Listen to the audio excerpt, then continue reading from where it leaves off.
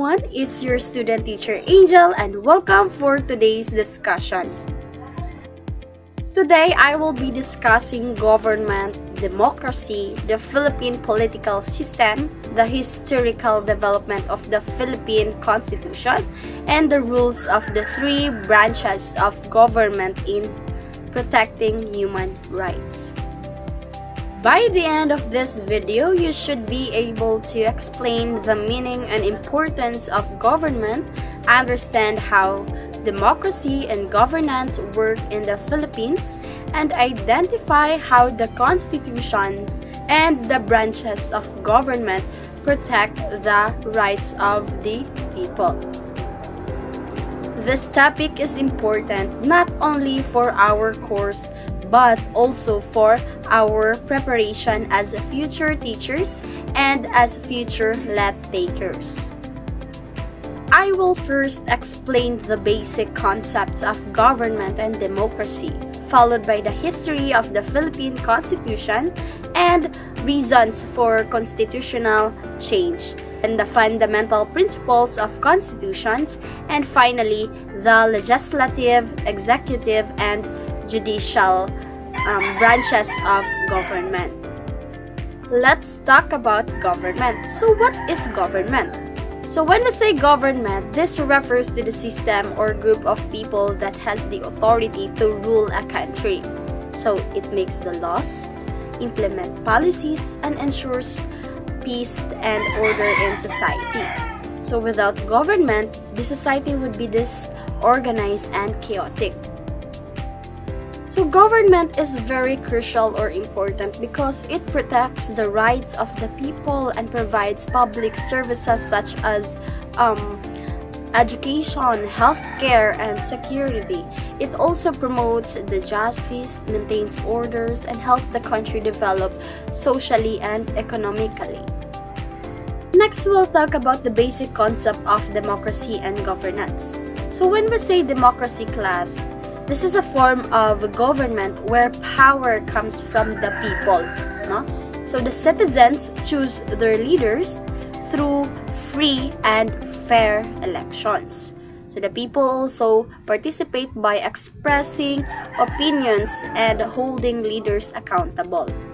Next, let's have the governance. So the governance, on the other hand, it refers to how the leaders used power to manage public affairs.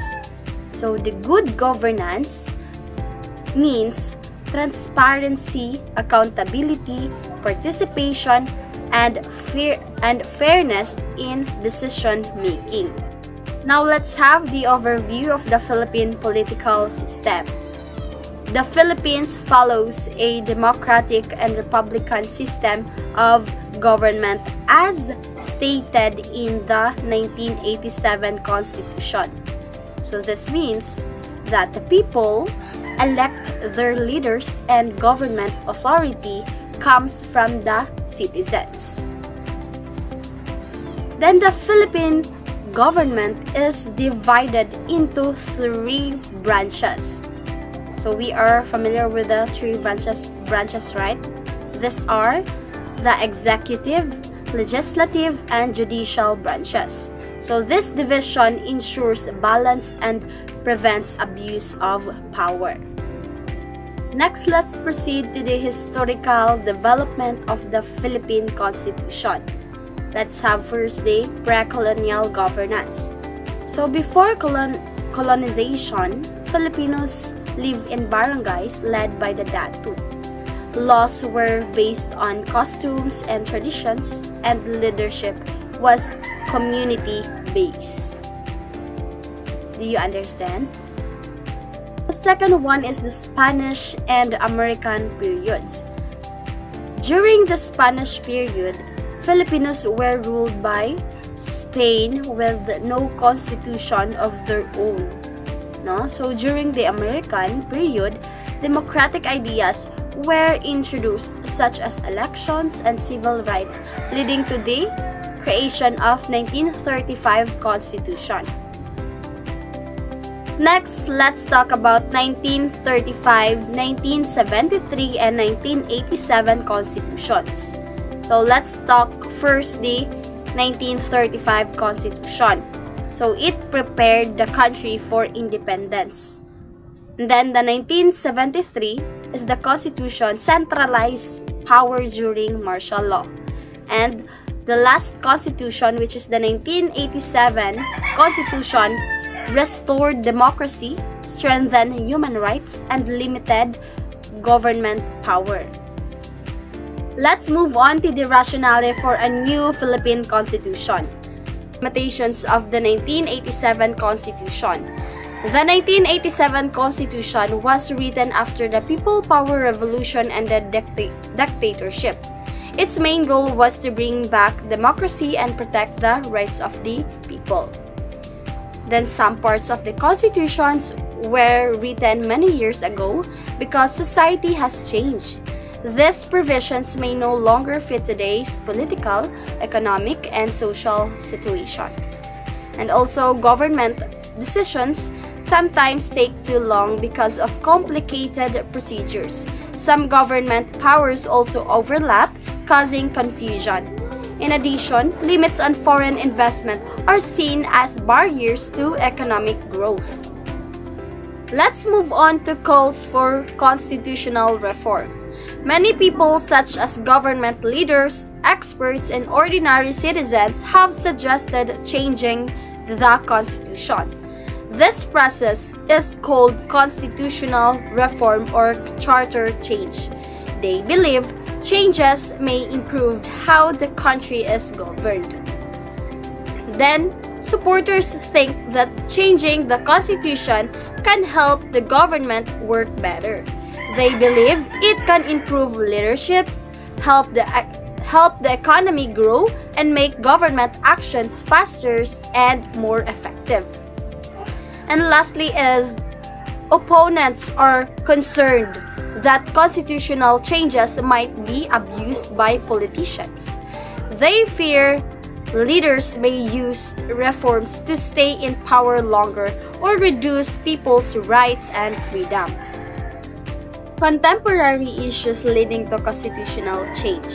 So the economic globalization means countries are connected through trade and business. Because of this, the government needs flexible laws so foreign companies will invest in the Philippines. When foreign investors come, they can help create more jobs for Filipinos. The next is decentralization. So it means giving more power to local governments instead of national government controlling everything. Local autonomy allows provinces and cities to make decisions based on their needs. So this can help government services reach people faster and more effectively. And the next one is the problems like poverty, unfair treatment, corruption, and fast changes in technology affect society today. Why? Because of this challenges, the government thinks that some parts of the constitution may need changes. Updating the constitution may help address these modern problems better. Now we will move on to fundamental principles of new constitutions. So this refers to the basic ideas and values that guide how the government should work. Sovereignty of the people. Sovereignty of the people means that all power in the government comes from the citizens. Leaders govern only because the people give them authority. Citizens participate in governance by voting in elections and expressing their views. This participation allows people to influence government decisions. Republican and democratic state. A republican state means that citizens elect representatives to govern on their behalf. These representatives make decisions for the people. A democratic state allows citizens to vote, express opinions, and enjoy basic rights and freedoms. This ensures active participation and equality in society. Separation of power. So the government authority is divided among three branches, right? Which is the executive, legislative, and judicial. So so that each branch has its own role and responsibility. This division ensures that no single group controls all government power. Dividing government powers helps prevent one branch from becoming too powerful. It protects the people from abuse of authority and helps maintain fairness in governance. Checks and balances. Check and balances allow each branch of government to monitor and limit the actions of other branches. This system ensures that no branch exceeds in authority. By having checks and balances, the government prevents abuse of power and protects democratic values. It promotes accountability among leaders. Next is branches of government and human rights protection. So this part of the presentation explains how the three branches of government work together to govern the country and protect human rights. Each branch has specific duties, that helps ensure justice, fairness, and accountability in our society or in society. First one is the legislative branch.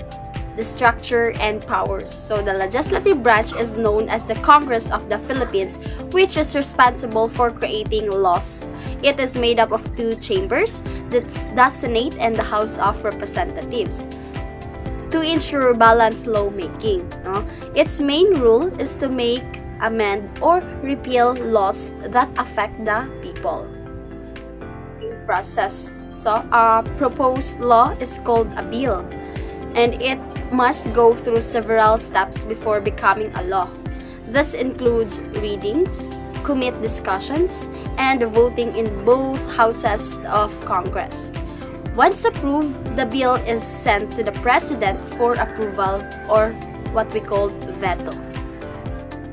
Next is the last one is the rule in protecting human rights. So the legislative branch protects human rights by passing laws related to education, labor, and the welfare of women and children. It can also investigate human rights violations through congressional inquiries. In addition, Congress supports agencies like the Commission of Human Rights by providing funding and legal support. The executive branch. Powers and responsibilities of the president. So the President of the Philippines is the head of the executive branch. The President's main duty is to implement and enforce the laws passed by Congress. So the President also serves as Commander-in-Chief of the Armed Forces and represent the country in foreign relations. Then we have the executive rule in upholding the Constitution. So the President takes an oath to protect and defend the Constitution. The executive branch ensures that government actions follow the rule of the law. It also enforces laws that protect human rights, public safety, and national welfare. And the last one is the cabinet and executive departments. So the cabinet is composed of department heads who assist the president in running the government. So these departments help implement laws and public policies. So through their work, they ensure that government services are delivered fairly and in accordance with the Constitution.